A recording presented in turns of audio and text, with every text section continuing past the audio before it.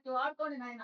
అయ్యా ఉన్నతమైన స్థితిలో మమ్మల్ని అయ్యా నడిపించు నాయన. ఇంట్లో వాళ్ళ విశ్వాసం కలిగేటండి నిద్రమొద్దు తోమతో మారు లేకుండా అయ్యా చక్కగా నీ వాకి వినాలి, శ్రద్ధగా వినాలి, విశ్వాసంతో వినాలి తండ్రి. అప్పుడే మేము పొందుకుంటాం మీరు, అప్పుడే పొందుకుంటాం ఆశీర్వాదాలు ప్రభావం.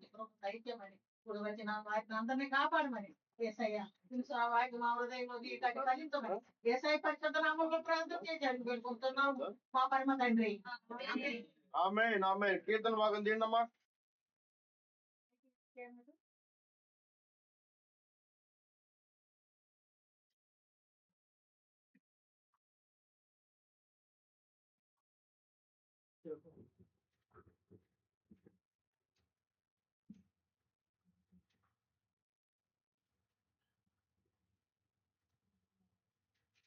కీర్తనలు 145వ అధ్యాయం 16 నుంచి 7వ చదువుతుంది.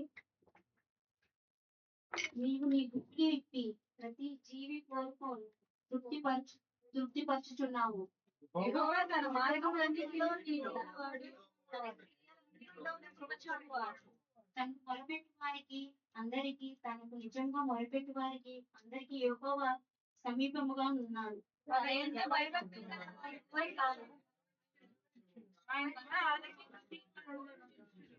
యెహోవా తను ప్రేమించిన వారందరినీ కాపాడును.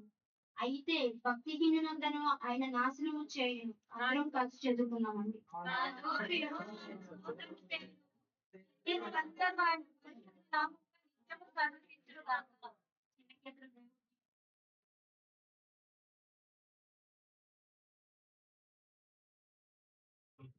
చదువుకొని కూర్చున్నామా?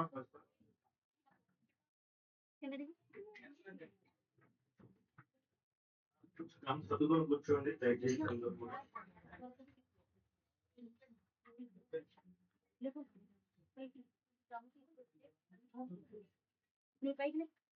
దయచేసి మీ సెల్ ఫోన్ స్విచ్ ఆఫ్ చేసి కూర్చోండి. నేను ప్రాంతాలు పోయి ఫోన్ రింగ్ అయ్యి దయచేసి మీ సెల్ ఫోన్ స్విచ్ ఆఫ్ చేయండి. లేకపోతే సైలెంట్ లో పెట్టేసేయండి. స్విచ్ ఆఫ్ త్యాగం చేయకుండా సైలెంట్ లో పెట్టండి సార్. 5 రోజుల ఉపవాస ప్రార్థన కోరికలు ఎంతో ఘనంగా జరిగి ఉన్నాయి.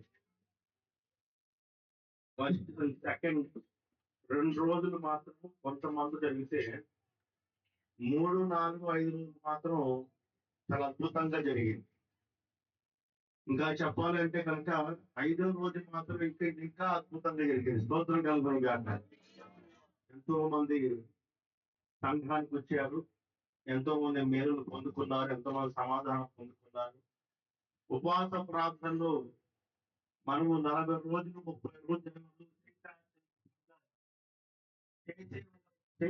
బట్టి ఆ రోజు ఏదైతే ఉన్నాయో జాగ్రత్త దేవుని సమాధానాన్ని దేవుని స్తోత్రం కలుగును గాక.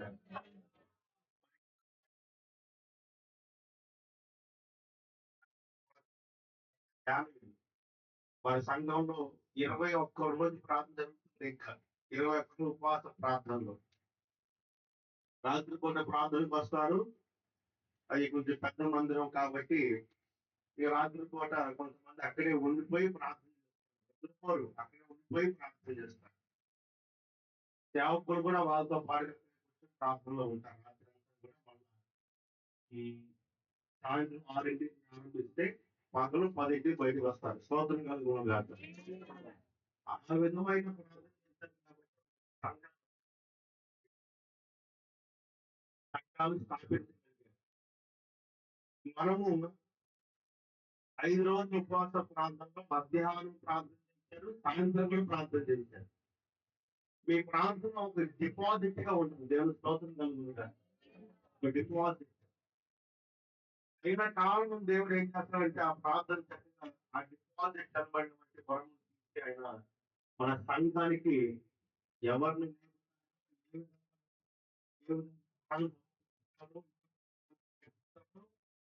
దేవునికి చెప్తాం. స్తోత్రం కలుగును గాక.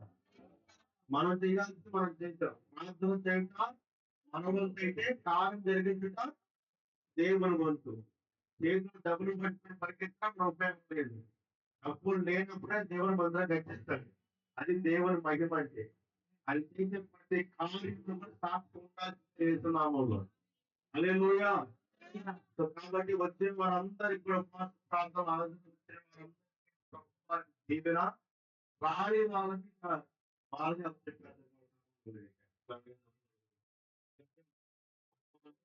సంవత్సరానికి 5 సార్లు పెడతాం ఉపవాస ప్రార్థన గురించి. నెల నెలా పెడుతున్నాం అనుకుంటే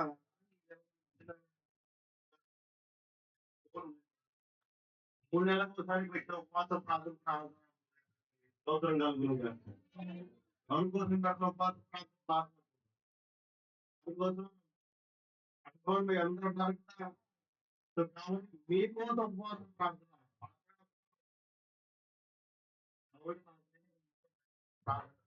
మీ అందరి కోసం ధైర్యంగా ఉండాలంటే మీరు కూడా క్షేమంగా ఉండాలి కదా. మీరు ఆశీర్వదించబడాలి కదా. ఆ! మీ బ్రతుకులు మారాలి కదా. మీ జీవితం మారాలి కదా. మీరు సంతోషంగా ఉండాలి కదా. అందుకని మీ గురించి ఎక్కువగా త్యాగం ఉపవాస ప్రార్థన స్తోత్రం కలుగును గాక. వాక్యపరిచయం పరిశుద్ధమైన లేఖన భాగమైనటువంటి ఇర్మియా ప్రవక్త పుస్తకం 4వ అధ్యాయం 8వ వచనం మాట్లాడబడగా ఇర్మియా ప్రవక్త పుస్తకము 4వ అధ్యాయం 8వ వచనంలో రాయబడిన మాటలేమనగా ఎందుకై హ్మ్. హ్మ్. హ్మ్. హ్మ్. హ్మ్. స్తోత్రం కలుగును గాక. హల్లెలూయా. జాగ్రత్తగా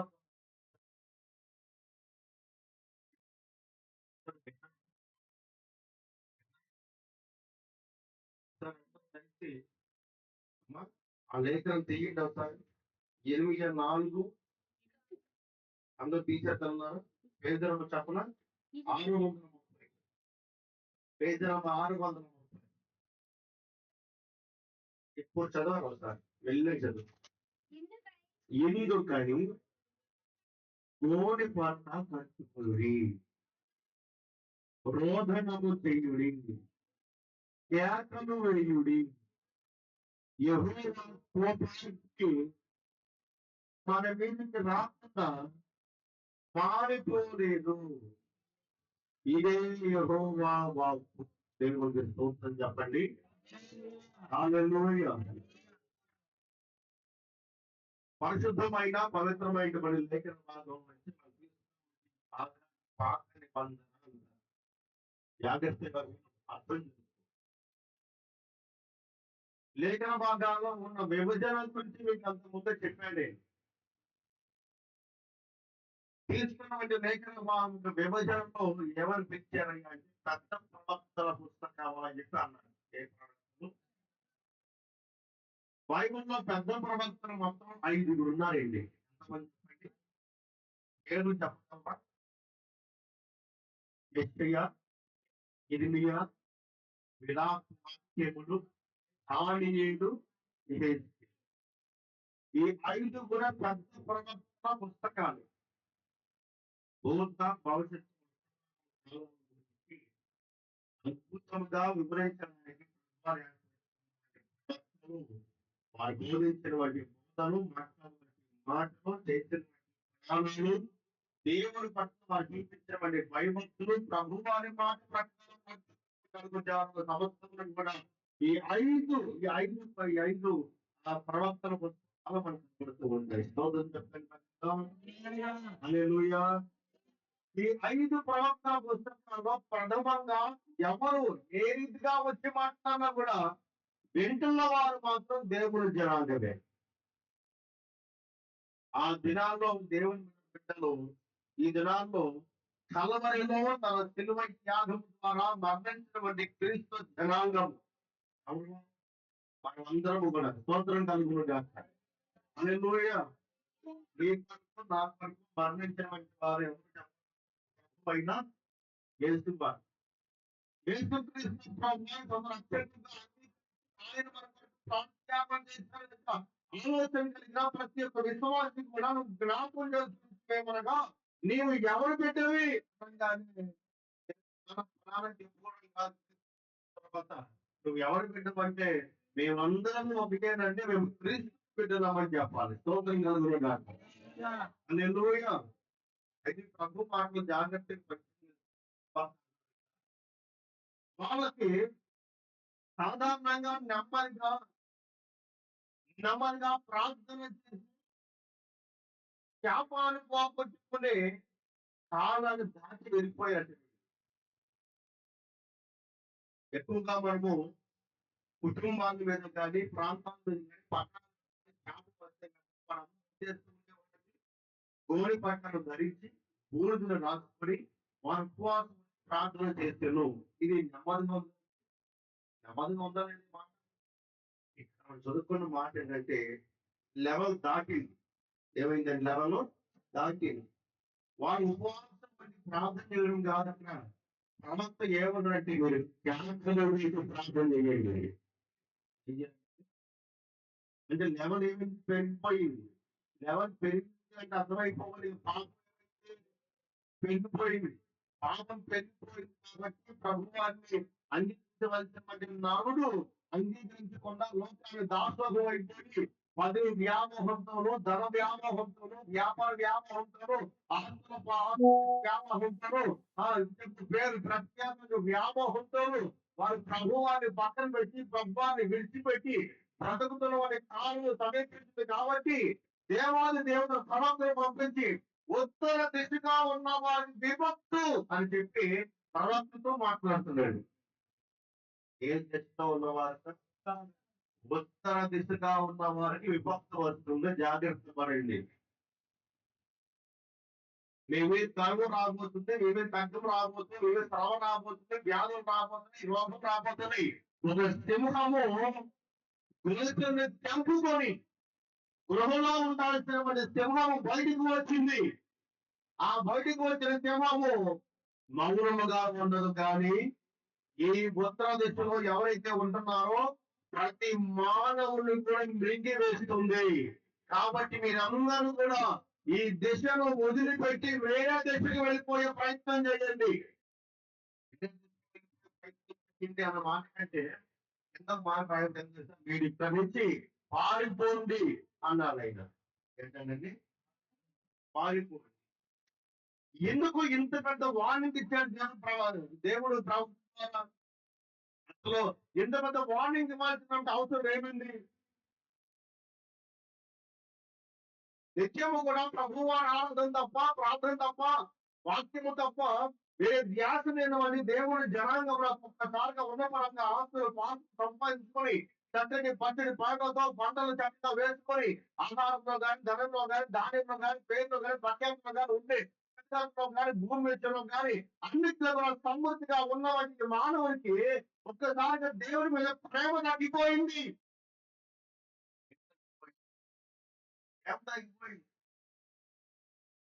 చాలా మంది మన సంఘానికి వచ్చిన తర్వాత అయ్యగారు మాకు ఉద్యోగం లేదంటే ప్రార్థన చేస్తారు. అవునా అండి? ఉద్యోగం కోసం ఎంత ప్రార్థన చేస్తారో వచ్చేంత వరకు కూడా ఎంత ప్రార్థన అయిపోతూ ఉంటారు అంటే ప్రార్థన అనగానే ముందు కూర్చునేది ఆమె, ప్రార్థన అనగానే ముందు వచ్చేది అతనే. ఎందుకంటే తాను అడిగింది పొందుకోవడానికి పడే ఆత్రుత. ఏ విధంగా అయినా సరే ఉద్యోగం సంపాదించి దేవుడి మందిరంలో నుంచి వెళ్ళాలి. స్తోత్రం కలుగునుగా. ఒకవేళ కనుక ఉద్యోగం వస్తే ఇక ఉన్న పరంగా ప్రభుత్వం మర్చిపోవడం, ఉన్న పరంగా దేవుని యొక్క ప్రార్థన మర్చిపోవడం, ఉన్న పరంగా సంఘాన్ని మర్చిపోవడం, ఉన్న పరంగా ఏమండి దేవుడు మనకి ఇచ్చిన బాధ్యత రెస్పాన్సిబిలిటీ మర్చిపోవడం. ప్రభు వారికి మానవుల మీద కోపం దేనికి వస్తున్నాయి అంటే లేని పరిస్థితుల్లోకి వచ్చి దేవా నువ్వే మాకు దిక్కు, దిక్కు మాకు లేదంటే పడుతున్నవాడి మానవుడు ఎప్పుడైతే ప్రభు వాడి ప్రార్థన ఆలకించి వాడి మీద జాలి తలిచి ఏదైనా వాడికి ఇస్తే కనుక వాడు మొన్న వెంటనే ఏం చేస్తారంటే ప్రభు వారిని ద్వేషించి దేవుడికి దూరంగా పారిపోయి సంఘాన్ని కనబడకుండా, ప్రాంతంగాన్ని కనబడకుండా, ప్రభువాన్ని కనబడకుండా కాపాడడానికి ప్రయత్నం చేస్తూ ఉన్నాడు. కానీ ప్రభు మాట్లాడుతూ ఏమనగా నువ్వు ఏ మూలకి వెళ్ళిపోయినా నువ్వు కనబడతానికి, ఏ మూలకి వెళ్ళిపోయినా పాత్రలోకి వెళ్ళిపోయినటువంటి సందర్భం మీకు తెలిసింది. ఆయన పాదాలలో వెళ్ళి ప్రార్థన చేయగా ప్రభు వారు ఆ ప్రార్థన ఆలోచించి ఆయన అక్కడ కూడా ఉండేది. ఎక్కడ స్తోత్రం చెప్పండి. హల్లెలూయా, హల్లెలూయా. ఆయన ఎక్కడ నేను చెప్పను. పలానా చోట ఏంటంటే చెప్పగలవా? హలో, చెప్పగలరా? పలానా చోట లేదని చెప్పగలరా? ఆయన అన్ని ప్రాంతాల్లో ఉన్నాడు. అన్ని ప్రదేశాల్లో ఉన్నాడు ఆయన. అందరితో ఉన్నాడు ఆయన. అలా ఉన్నప్పుడు మనం ఏ విధంగా ఉండాలని ప్రాముఖ్యంగా చాలా ప్రభువునందు మనము భయభక్తులు కలిగి దేవుని మందిరానికి సమీపంగా ఉండాలా. ఆయన మనకి ఇచ్చే బాధ్యతను చేసుకుంటూ పోవాలి. దేవుని స్తోత్రం కలుగుగా. హల్లెలూయా, హల్లెలూయా. అయితే ఈ ప్రవక్త ఏమన్నాడంటే మీరందరూ కలిసి ఈ దేశాన్ని విడిచిపెట్టి వెళ్ళిపోరు. లేదా ఇంకొక పని చేయగల. ఆ పని అంటే మీరు ఈ నిమిషమే 8వ వచనాన్ని చదవండి ఒకసారి. ఇందుకై గోనెపట్ట కట్టుకుని ఎందుకై గోనుపాట కట్టుకుని గోనుపాట కట్టుకోవడం అంటే అర్థం ఏంటండి? చెప్పండి అమ్మా. గోనుపాట అంటే ఉపవాసం సాదృశ్యం కాదు. గోనుపాట అంటే ఇప్పుడు యువరాజు గారు వచ్చారు. యువరాజు గారు నేనేమే పట్టణం కావాల్సిన వాళ్ళు తక్షించి వెళ్ళిపోయి ఇక్కడ ఎల్లదు లేని దారి మధ్యలో ఉన్నది. అంటే ప్రభు ఏం చేశారు? నేనే పట్టణాన్ని తీసుకెళ్ళారు. యువరాజు గారికి నిలబడి మాట్లాడుతున్నప్పుడు రాజు గారికి వెన్నులో మునిగిపోటీ పని ఏంటంటే సింహాసనమును దిగి వస్త్రమును చింపుకొని దూరం పట్టాన్ని కట్టుకొని బూడిదను రాసుకొని తన తగ్గింపు జీవితాన్ని చూపించాడు. అర్థమైందా? దూరం పట్టా కట్టుకోవడానికి సాదృశ్యం ఏంటంటే తగ్గింపు జీవితం. ఏం చెప్పండి అమ్మా? ప్రతి క్రైస్తవుడికి కూడా ఉండాల్సింది. అందరూ చెప్పండి, అందరూ చెప్పాలి. తగ్గింపు జీవితం ఉండాలి. ఎలా పడితే అలా ఉండకూడదు. కూర్చొని ఎవరి దగ్గరగా. హల్లెలూయా. వాస్తవం అది. ఒకవేళ కనుక ఒక సందర్భంలో ఒకవేళ మనం కొంచెం హెచ్చించుకున్నప్పుడు కూడా ఆ సందర్భాన్ని జ్ఞాపకం చేసుకుని మనము ఏం చేస్తున్నామో ఏం మాట్లాడుతున్నామో విషయాలు జ్ఞాపకం చేసి తగ్గించుకోవాలి మనమే. రాజుగారి సింహాసనం వదిలి కిందకు వచ్చేసి వచ్చిన తర్వాత చేసిన పని ఏంటంటే ఇప్పుడు ఇంతవరకు కూడా మనం చేసిందల్లా తప్పే కదా. మనం తప్పు చేయడమే కాకుండా ప్రజలు కూడా నడిపించారు. సో కాబట్టి మనం కొంచెం జాగ్రత్త ఉంటే బాగుంటుంది ఆలోచించి యోనా గారి మాటకి చూపించి వెంటనే దిగి ఆయన గోన పట్టా కట్టుకుంటారు. తగ్గింపు చేయడం వారికి అందరూ ఉపవాసం ప్రార్థన చేస్తే అప్పుడు ప్రభు వారి కనుచూపుకి ఆ ప్రాంతము శాపా నుంచి ఆశీర్వాదం తీసుకొచ్చింది. స్తోత్రం కలుగునుగా. హల్లెలూయా. ఈనాడు మనం చేస్తున్న మన తప్పులు పొరపాట్లు కూడా ప్రార్థన మెచ్చిపోయి త్యాగం వచ్చేసి ఏం చేయాలి మనం? ఏం చేయాలి అంటే కేకలు పడితే దేవుడు ప్రార్థిస్తాడు. కేకలు వెళ్తాయి. కేకలు అంటే రోడ్డు మీద వేస్తారు. కేక ఆ కేకలు కాదు. చూడండి చెప్పండి. హల్లెలూయా. మనం ఏదైనా కోపం వచ్చినా లేకపోతే ఎవరితో ఏదైనా వ్యవహారం వచ్చినా సరే మనం వేస్తే కేకలు ఒక చూసావా అట్లాంటి కేకలు కాదు. ఈ పరిగమాల కేకలు అనుకుంటే కేకలు కాదు. ప్రభు మందిరానికి వచ్చినామంటే మనము ఎటువంటి కేకలు పెట్టాలి అంటే ప్రార్థన కేకలు చేయాలి ప్రభువానికి. మా సాధారణంగా ఏదైనా జరగకూడనిది సడన్ గా ఏదైనా జరిగితే మనం తలుచుకోవడం లేకపోతే సడన్ గా మనం షాక్ అవ్వడం జరిగింది చూసావా? ఆ టైంలో మనం పెట్టేదే కేకలు. దేవుడి మందిరంలో కూడా మన యొక్క మనస్తత్వం ఏ విధంగా ఉండాలి అంటే ఆల్రెడీ మనం తప్పులు చేస్తున్నాం. పొరపాటు తప్పులు చేస్తున్నాం కాబట్టి ఇక్కడ మౌనం ప్రార్థన అవదు. ఇక్కడ నువ్వు ఎక్కడ ఎలా ప్రార్థన చేయాలి? కేకలు వేసి ప్రార్థన చేయాలి. కేకలు వేసి ప్రార్థన చేయాలి. బైబిల్లో ఎవరైనా కేకలు వేసి ప్రార్థన చేశారా? కేకలు వేసి ప్రార్థన చేశారు.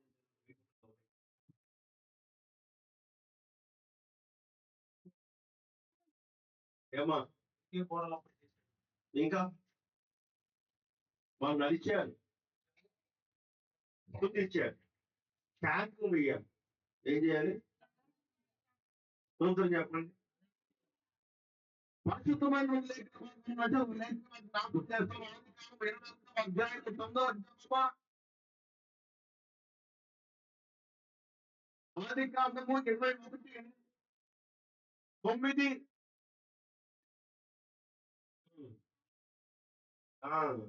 పడిన కుమారుడు పరిహసించుట చాలా చూసి ఈ దాసిని కుమారుని వెళ్ళగొట్టుము. దాసి కుమారుడు నా కుమారుడైన ఇస్సాకుతో వారసుడై ఉండడని అబ్రహాముతో అనెను.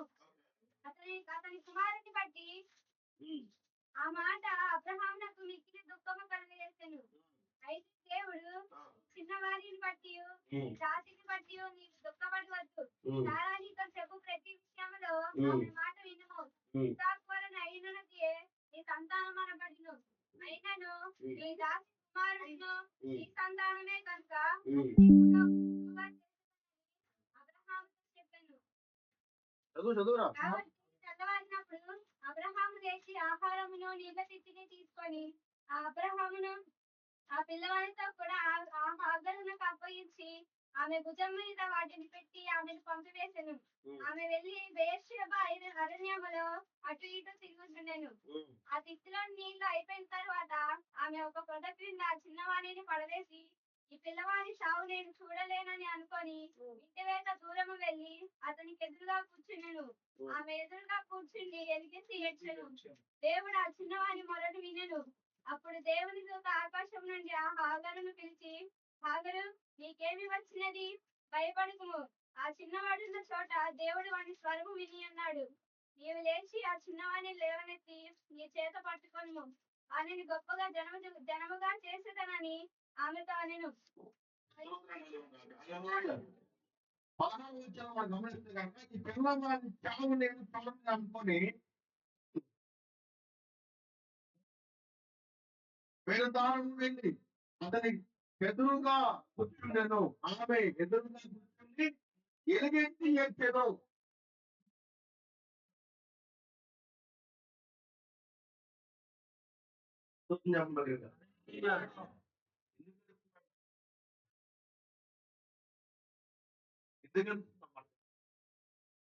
ఎలుగెత్తి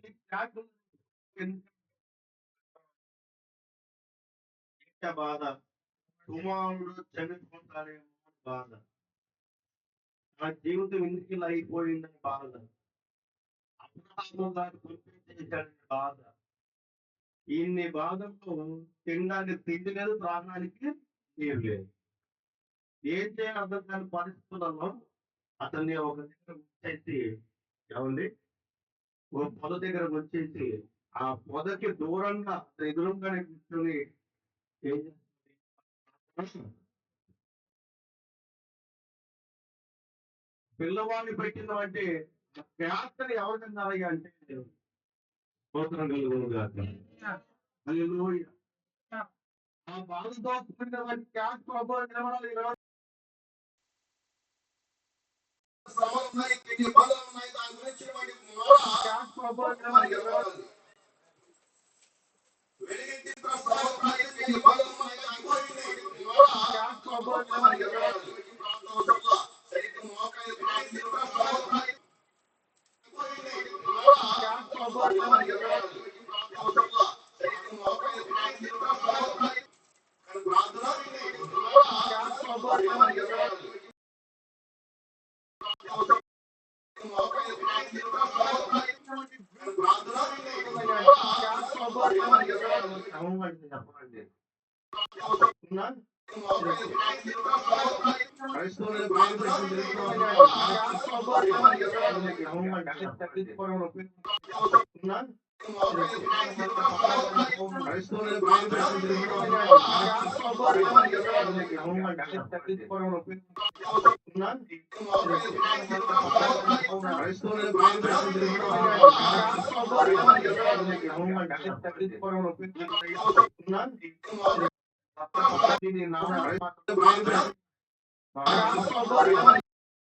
వెళ్ళాలంటే ఏం చేయాలి చెప్పండి?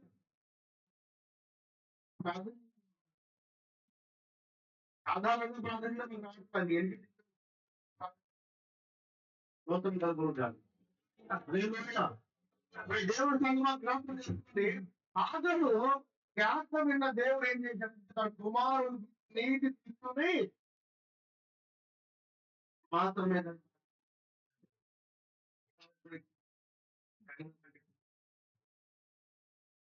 ఇతరులను కూడా నేను ఆశీర్వదిస్తాను. ఈ సంతానంతో దీవించబడతాను. ఇతనికి పేరుడు పెట్టాను కదండి. ఏం పేరు? ఇష్మాయేలు. ఇష్మాయేలు వంశం అంతా దీవించబడింది. స్తోత్రం కలుగునుగా. హల్లెలూయా. ఇప్పటికి కూడా ఇష్మాయేలు యొక్క వంశములో ఉన్నారు. మన చదివే పురాణం మనం ఆ పురాణం వాళ్ళు ఏమంటారు? స్తోత్రం కలుగునుగా. హల్లెలూయా. ఇప్పుడు పేరు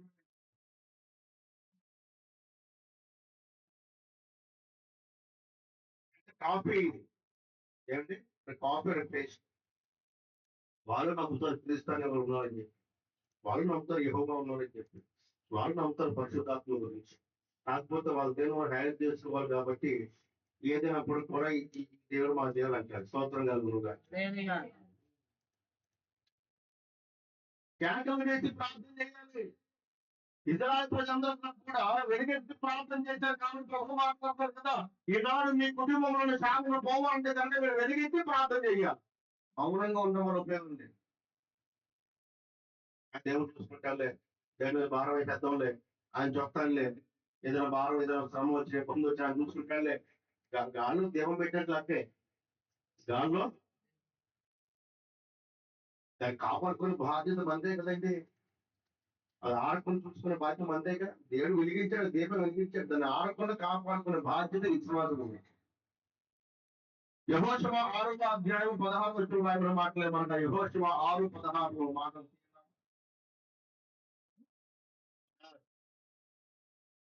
ఈ పిల్లలు మంచినీళ్ళు తాగి పుస్తకాలన్నీ గడిచిపోయాయండి. తాగి బైబుల్ గడిచిపోయింది. వెళ్ళి తాగబోతున్నారు. బైబిల్ అడుగుతున్నామా? మధ్యలో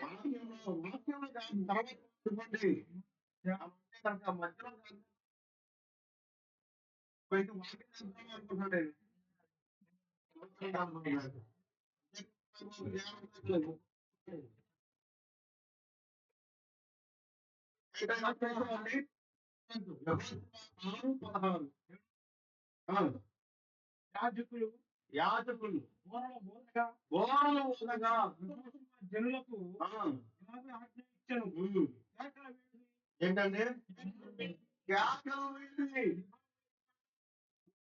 యెహోవా ఈ పద్ధతి మీకు ఆయన అప్పగిస్తున్నాడు.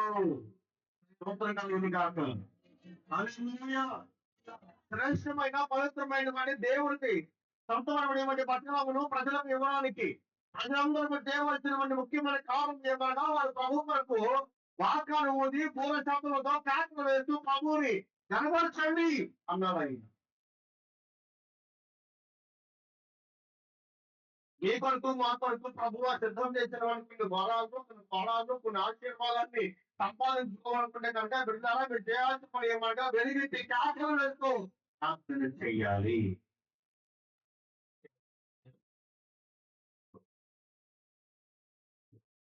ఆమేన్. ఇది ఇచ్చిన ప్రార్థన అంటే ఈ స్టేజ్ దారిపోయి నీకు అర్థమైందా? నోటి మీద కొనుక్కునే స్టేజ్ దారిపోయావు. ఇప్పుడు ఎలా చేయాలి అంటే ప్రభువా దీవించి స్వామిని చేస్తున్నటువంటి పొరపాటు అపరాధులైగా మమ్మల్ని క్షమించండి అయ్యా, మన్నించండి అయ్యా, కృప కలిగిన స్వామి అని వెలుగెత్తి ప్రార్థన చేసే సమయంలో చేసేవాడు. గంభీరమైన కంఠంతో ప్రభువాన్ని స్తుతించని ఎడల ఆయన గొప్ప గొప్ప మాట్లాడగా నీకంటూ ఏర్పాటు చేయమంది ఆ స్థలముని సొంతం చేస్తున్నాడు ఆయన. నీ కొరకు ఏర్పాటు చేయమని ఆశీర్వాదాన్ని సొంతమైంది. నీ కొరకు ఏర్పాటు చేయమని క్రమాన్ని సొంతమైంది. నీ కొరకు ఆ ఏర్పాటు చేయమని ప్రతి ఒక్క వరములు మీకు సొంతమవుతాయి. ఎప్పుడు ప్రార్థన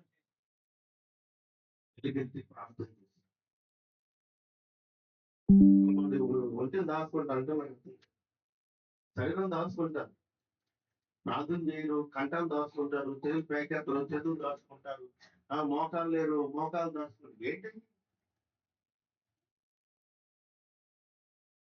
బయట అన్ని పనులు ఉపయోగిస్తున్నాం దేహాన్ని, భగవంతుడికి వచ్చేసరికి కప్పెట్టేస్తున్నాం.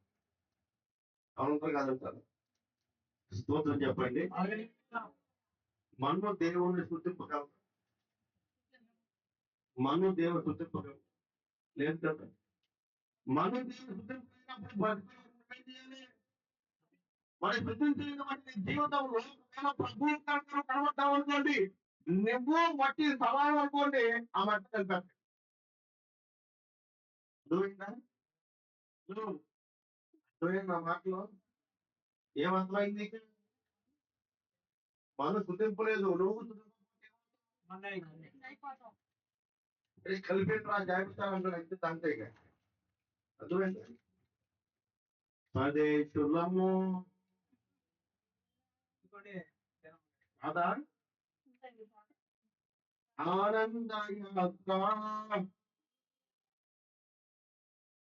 ఈ సంఘం రాబోతుంది స్తోత్రం అనుకోండి. అదే గుర్తుపెట్టుకోండి.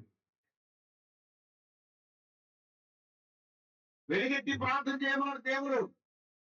వెలుగెత్తి ప్రార్థన చేసి కేకలు వేసేవాడు ప్రతి క్రైస్తవ జీవితంలో ఎటువంటి పొరలతో, ఎటువంటి పనులతో, ఎటువంటి ఆశీర్వాదం కప్పిస్తాయి అంటే అది చెప్పాడు కదా, ఇతర జనాంగం వల్ల మీ కొరకు సిద్ధం చేయడం స్థలము మీ కొరకు ఏర్పాటు చేస్తాను. ఆయన మీదేరా, ఎవరితో కాదు. మీరు ప్రార్థన చేస్తే మీదే. ఎవరు వెలిగించి ప్రార్థన చేస్తారో వారికి ఏర్పాటు చేయబట్టి ప్రతి ఆశీర్వాదము వారి మీద స్తోత్రంగా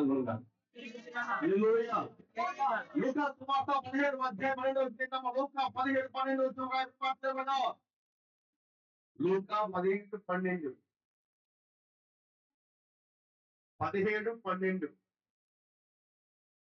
ఉందా అమ్మా? గట్టిగా అమ్మా, గట్టి చదువు. ఆయన ఒక గ్రామానికి వెళ్ళుచుండగా అందరికి ఆయన యొక్క గ్రామంలోనికి వెళ్ళుచుండగా ఒక గ్రామంలోనికి వెళ్ళుచుండగా 10 మంది కృష్ణుడు ఆయనకి ఎదురు వచ్చి దూరముగా నిలిచి, యేసు ప్రభువా మమ్మల్ని కరుణించమని ఏం చేశారంటే ఆటలు వేసారంట. వ్యాధి కొంచెం రాగా ఉపవాసం ఉండి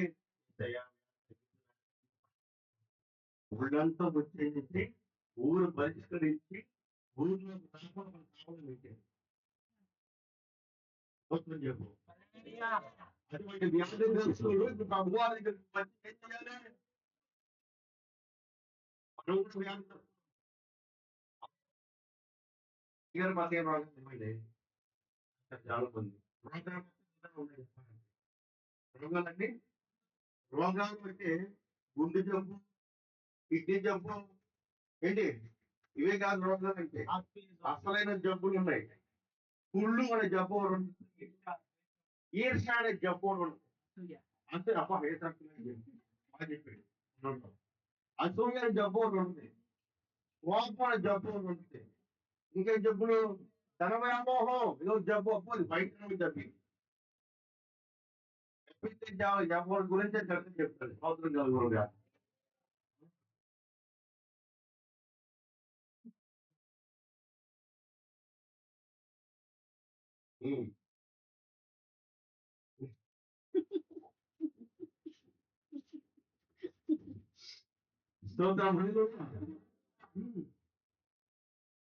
ఎన్ని వ్యాధులు పెట్టినప్పుడు కూడా ప్రభు మాత్రం నిలిచిపోయమని. కానీ నీవు ఒకవేళ అనారోగ్యంతో ఉన్న రోగులే ఉంటే కనుక క్రైస్తవులుగా నువ్వు చేయాల్సిన పని ఏమన్నా ట్యాక్టర్ వేసి ప్రభుని గెలవాలి.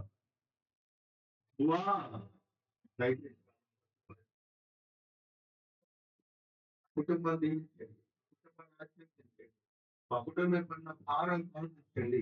మా కుటుంబం మీద పడిన బట్టి ప్రతి ఒక్క సమస్య, ప్రతి మచ్చ, ప్రతి సంబంధించగా నా కుటుంబం మీద పడిన బట్టి అనేకులు అపోహలు తొలగించగా నా కుటుంబం ఎక్కడైతే అవమానించబడిందో అక్కడే నిలబడి గొప్పగా మేము ఆశీర్వించబడాలయ్యా అనే క్యాన్సర్ మీద ప్రార్థన చేయకపోతే క్రైస్తవులు దేవుడు స్తోత్రం కలుగుగాక.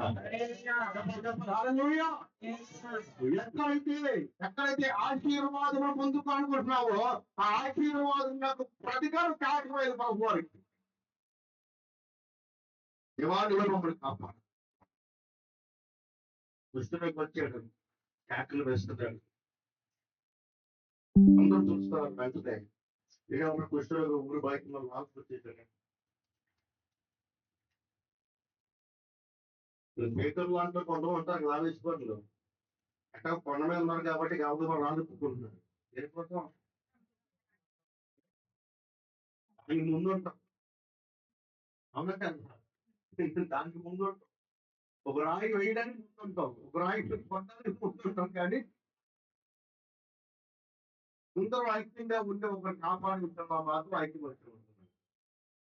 శిక్షే విషయంలో, కొట్టే విషయంలో, నిర్ణయించే విషయంలో, అవమానించే విషయంలో ముందుంటాం. పరిగెత్తుకుని చెప్పు నేను గమనించాను నీ కూడా మాట్లాడే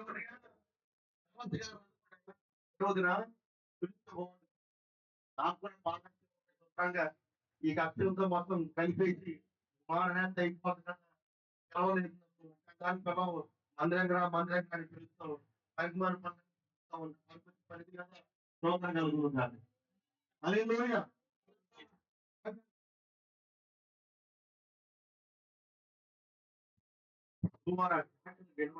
ఎందుకంటే ఆ ట్రాక్లో ఏముంది దేవుని స్తోత్రం కలుగుతుంది. ఆ ట్రాక్లో ఏముంది తెలుసా విశ్వాసం ప్రభుత్వానికి. ఆ ట్రాక్లో ఏముంది ఏం పెట్టాలా నమ్మకం ఉంది. వీడి ఇంత దూరం వచ్చాడు, ఇంత దూరం వచ్చి ట్రాక్ వేసాడు, వీళ్ళందరూ చూశారు.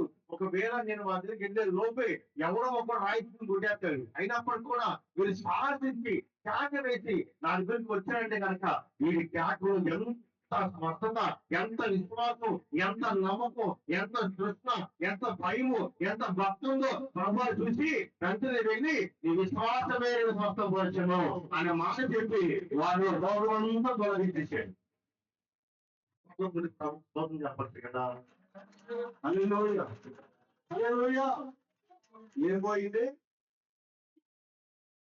చెప్పండి, చెప్పండి దగ్గరగా. హల్లెలూయా. ఇదే మాట మత్తయి సువార్త 14:30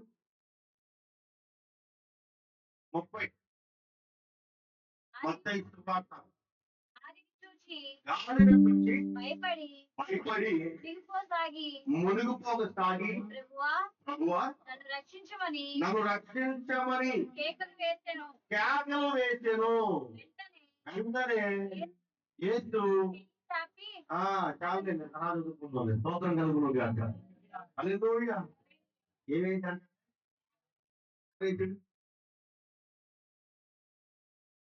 ఆశ్చర్యమైన విషయం ఏంటంటే పేతురు గారు కూడా మనో స్వభావం కలిగి ఉంటాడు. ఆవేశపడు ఎవరు చెప్పండి అయ్యారు మేము ఆవేశపడము కాదు అయిపోతాను. స్తోత్రం కలుగును గాక. అందరికీ ఆవేశాలు ఉంటాయి, చిన్నప్పటి దగ్గర నుంచి పెద్ద వాళ్ళందరికీ. నా కూతురు సాయంత్రం నేను ఎడ్లకి ఇంటికెళ్ళాను. నా కూతురు అక్కడ కూర్చొని కార్టూన్ చూస్తుంది. టీవీ కార్టూన్ చూస్తుంటే దాని దగ్గరికి లేదు పడుకోనండి. దానికి ఒక బరువు అనిపించింది, నాకు దగ్గర ఉంది. లేకపోతే ఊరికి దానికి ఇసుకిస్తాను, దాన్ని ఇసుకిస్తుంటే పెళ్ళని కొట్టింది దౌడకేసి జెసిక. మా అమ్మని లేపి అమ్మ పిల్లలు కొట్టిందామా అన్నది. అది అంతే అట్లా కొట్టింది అంటుంది. అంటే ఎన్నిసార్లు కొట్టిందో మా అమ్మని. అదంతేరా అలా కొట్టి మా నాన్నగారికి ఎంత ఇష్టమో ఆ పక్కన చూపించుకోండి. సర్లు ఎప్పుడు బాగానే ఉంది, వాళ్ళు కొంచెం నా ఇంటికి రాగానే అదే పని చేశారు అనుకోండి, కూర్చొని ఆడవాలి. స్తోత్రం కలుగుతుంది. ఎవరికి చిన్నపిల్లలకు ఆవేశం అట్లాంటి ఆవేశపడ్డండి ఎవరు పేదలు గారు. యేసు ప్రభు నువ్వేనా అని చెప్పి ఒక ట్రైన్ రాగానే వెంటనే మొదలు కత్తియడం అట్టే నరికేయడం. ఇదేగా వీడు 3 సార్లు అబద్ధం చెప్పి కోరుకోలేదు. అవును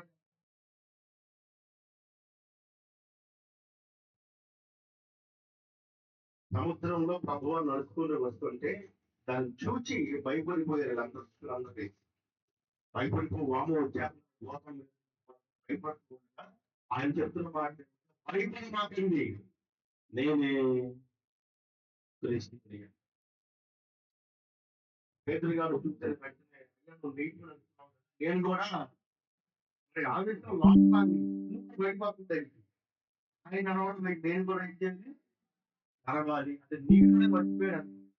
ఏంటంటే నీరు మర్చిపోయాడు. నేను నడవాలి ప్రభుత్వకి వెళ్ళాలి. విశ్వాసంలో ఏం చేశాడు? ఓడ దిగి ఒక అడిగి ఇచ్చాడు, నిలబడ్డాడు. స్తోత్రం కలుగును గాక.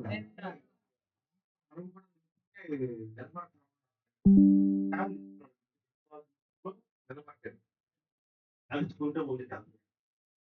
క్షణంగా ఉన్నతనంలో బాధతో వచ్చిన అపాయం వచ్చింది. గాలి చెప్పడం వల్ల తన విశ్వాస జీవితం అయిపోయింది, తలకెళ్ళిపోయింది.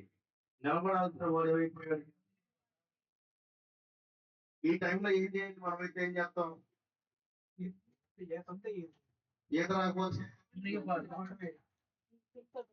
ఈత రాకపోతే ఏముంది? మునిగిపోవడం కాదు, తర్వాత ఒకటి షామియా ఏముంది? అంతే కదండి.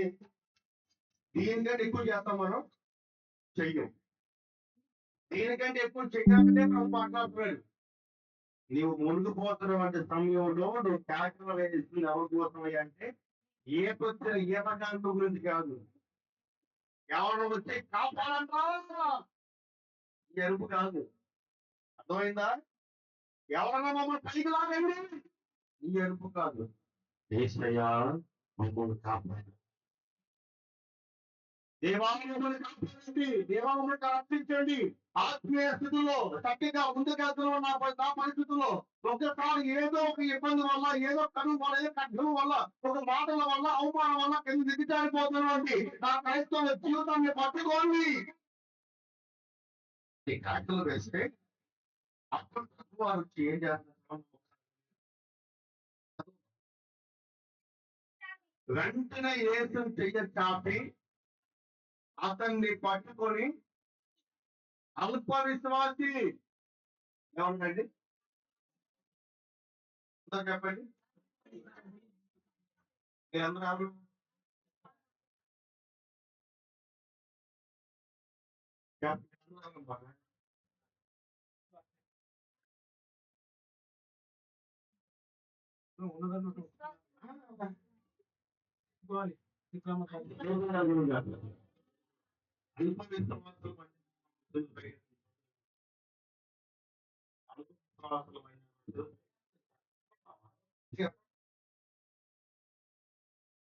కుర్చీలో కూర్చోవడం అందరూ విశ్వాసలేనా?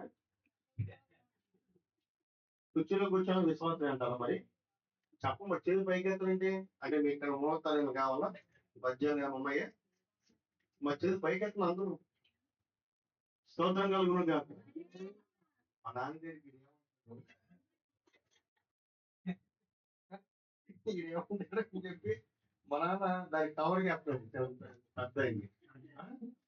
సాధారణంగా తల్లి ప్రజలు గమనించండి, మనం నిజంగా విశ్వాసం ఉంటే కనుక అన్నవం మండల సైతము స్తోత్రం కలుగును గాక.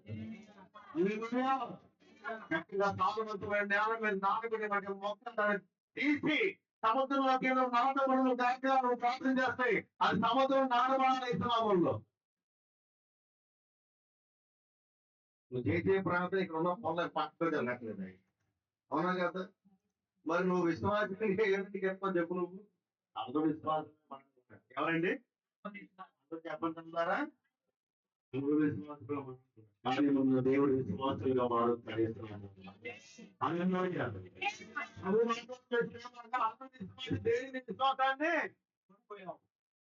నీకు ఏది కావాలన్నా నడుపుతాడు ఆయన. నువ్వు ప్రార్థన చేసిన అంటే అది పొందుకుంటావా?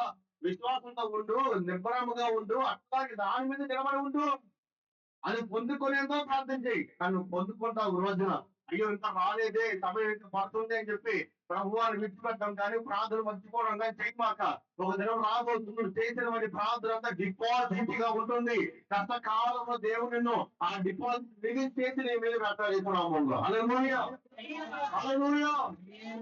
ప్రభు మాటలేమనగా ఆయన వెంటనే వచ్చి చెయ్యి చాపి అక్కడ పట్టుకొని కాపాడి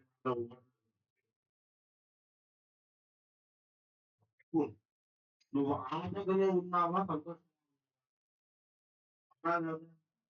అందరూ ఆపదలో ఉన్నారు, అందరూ అపాయంలో ఉన్నారు.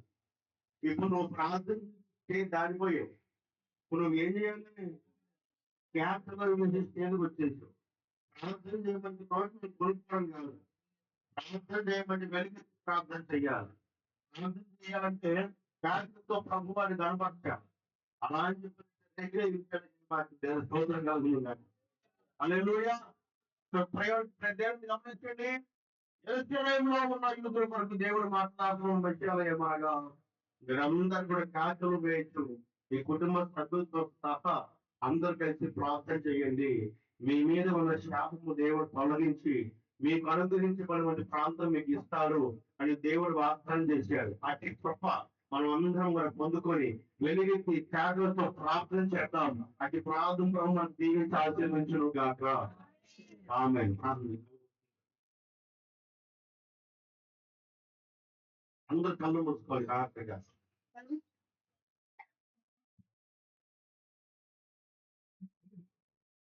వెలుగెత్తి ప్రార్థన చేద్దాం.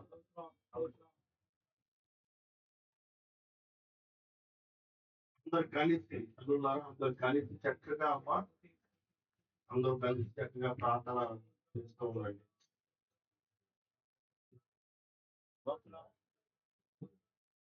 స్తోత్రం అని ప్రభువుని కనపడుతున్నాం. అందరూ కలిసి నిశ్శబ్దముగా దేవుడి మందిరంలో ఉన్న మనము ప్రార్థన చేయలేని పరిస్థితుల్లో ఉన్న మనము, దేవుడు నామమును గణపరచుకున్న మౌనంగా మనము దేవుడి కొరకు, మన కుటుంబం కొరకు, ఆయన మహిమ కొరకు కార్యక్రమం వేసి ప్రార్థన చేయాలి. వెలిగించి ప్రార్థన చేయాలి.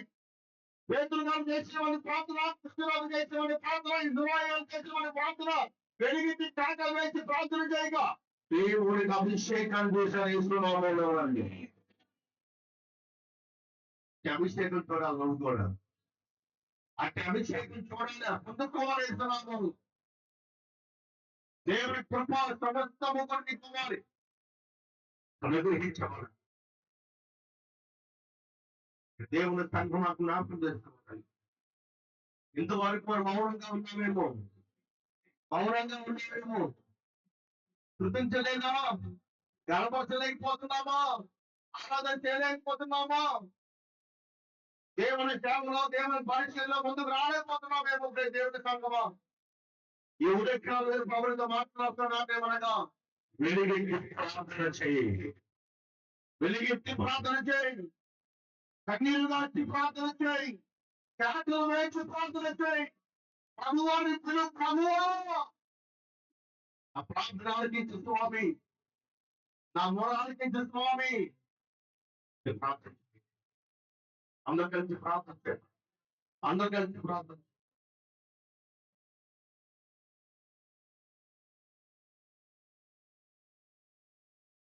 అందరు కలిసి ప్రార్థనలో ఉంటాం.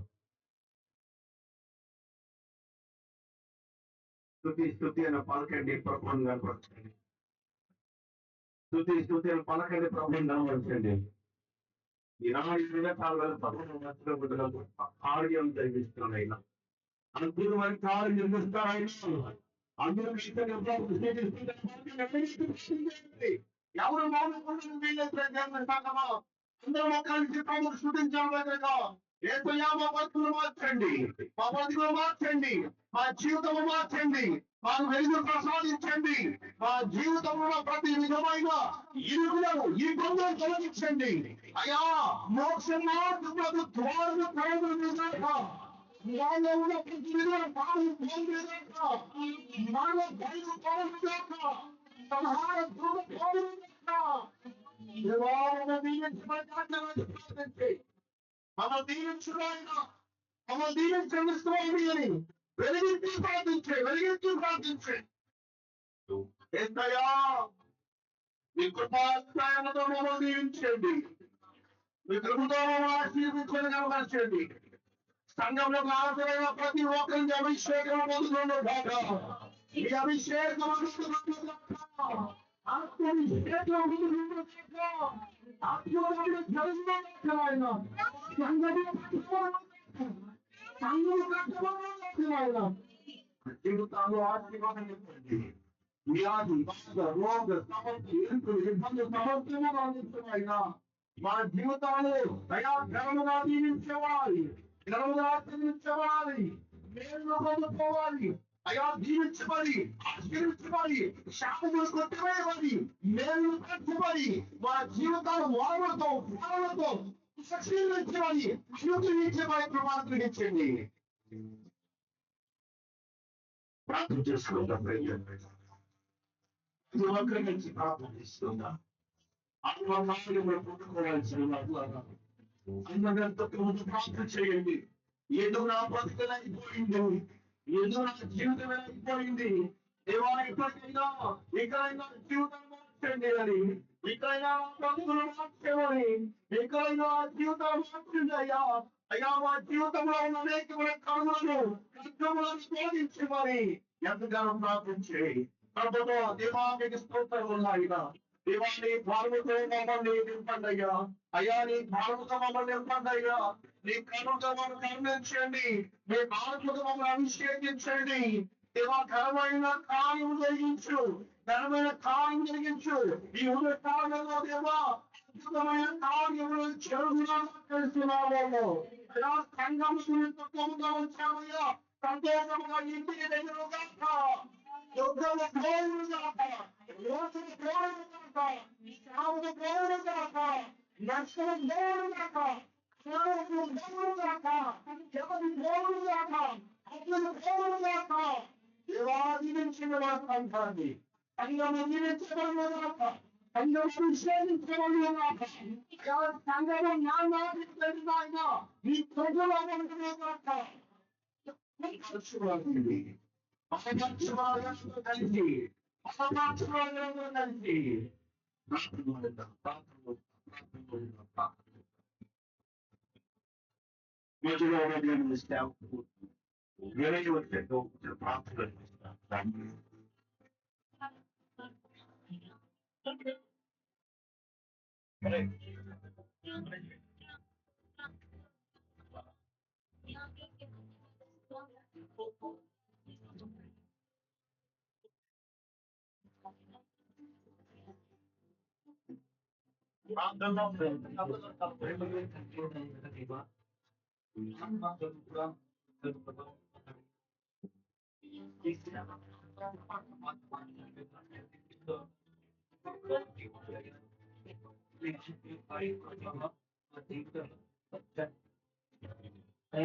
విశ్వాసం కలిగి ప్రభావం చూపించండి.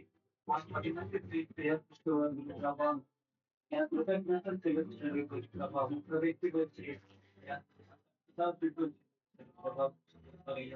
మా జీవితంలో ప్రభావం మా వ్యాపారంలో ప్రతి ఒక్క దాంట్లో ప్రభావం మీకు కృతజ్ఞతలు మొత్తానికి ప్రభావం చూపించండి. ప్రభావం ప్రభావం నా జీవితం మేము మార్చుకుంటే చూపించండి. ప్రభావం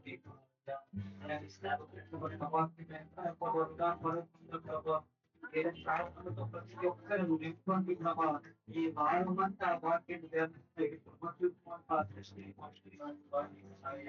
ప్రతి ఒక్కరికి ఆత్మ కార్యములు చూపించండి. ప్రతి ఒక్క ఆత్మ వద్దరం తగ్గి చూపించండి.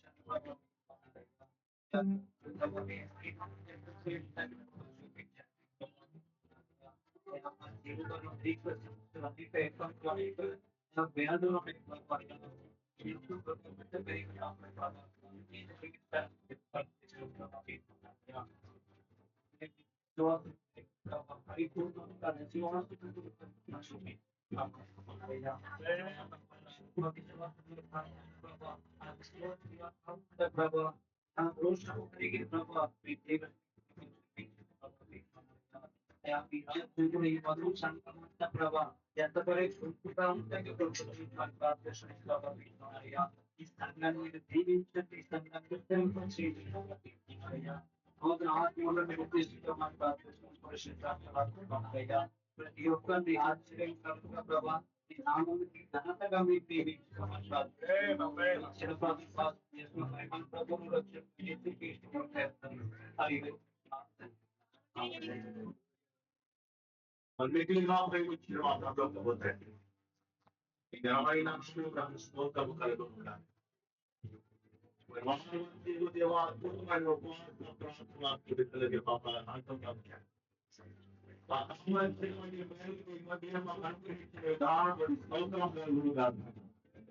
ఈరోజు ప్రభు వెలుగెత్తి ఖ్యాతులతో ఈ నామమును స్మరించాలని గర్వపరచాలని ప్రార్థించాలని అయ్యా ఆ ఖ్యాతుల ద్వారా మానవ విశ్వాసము నమ్మకము విశ్వస్తున్నారని బోధించిన మాత్రమే స్తోత్రం కలుగుతాను. ఆ బ్రతుకులో తండ్రి నాయన మౌనుడిగా ఉండే బ్రతుకు పౌరులుగా గంభీరమైన ప్రార్థన చేసే పథకం కావాలి. జీవించిన ఆయన దేవా ఈ ప్రభుత్వం బలపరచండి. రాత్రిలో తోడుగురి సహాయం చేయండి. వారి పనులు కన్నా ప్రభు శక్తితో బలంతో నింపండి. ఎవరు కూడా తండ్రి ప్రభు వస్తువులు కొనుక్కోకూడదు. వారి అనుగ్రహాలు లభించును గాక. దేవా వారి గృహంలో చక్కగా ఆశీర్వాదము అయ్యా తండ్రి నాయన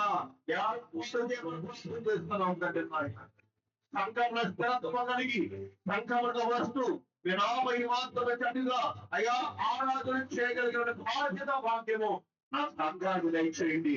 ఇంకా రావాల్సిన వారికి అనేకం తండ్రి నాయన స్థలము లేక అయా స్థలము లేక రాలేకపోతున్నాను తండ్రి నాయన.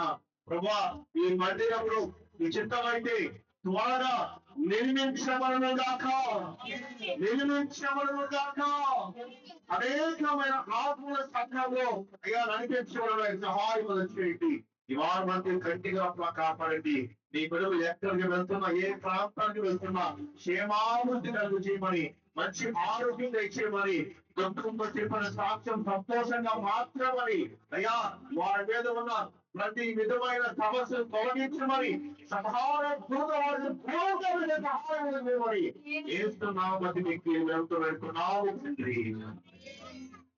దేవుని ప్రేమ కుమారుని యేసుక్రీస్తు వారి పరిశుద్ధాత్మక అనుగ్రహ సహవాసము సన్నిధి ఎప్పుడూ సదాకాలంతోనే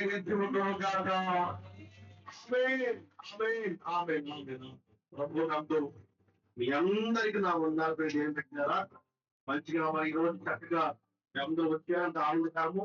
అంత మాత్రమే కాదు చక్కగా ఈ రోజు లైవ్ మరియు సౌత్ ఈస్టర్న్ మొత్తం చక్కగా ఏర్పడుతున్న మలేషియా వినయ్ దేవుడు చక్కగా వాళ్ళు ఇంకా దీవించాలి. రాబోయే దినాల్లో దేవుడు వారికి సపరేట్ ప్లేస్ అయితే బాగుంది అనుకుంటున్నా. దేవుడు స్తోత్రం కలుగును గాక.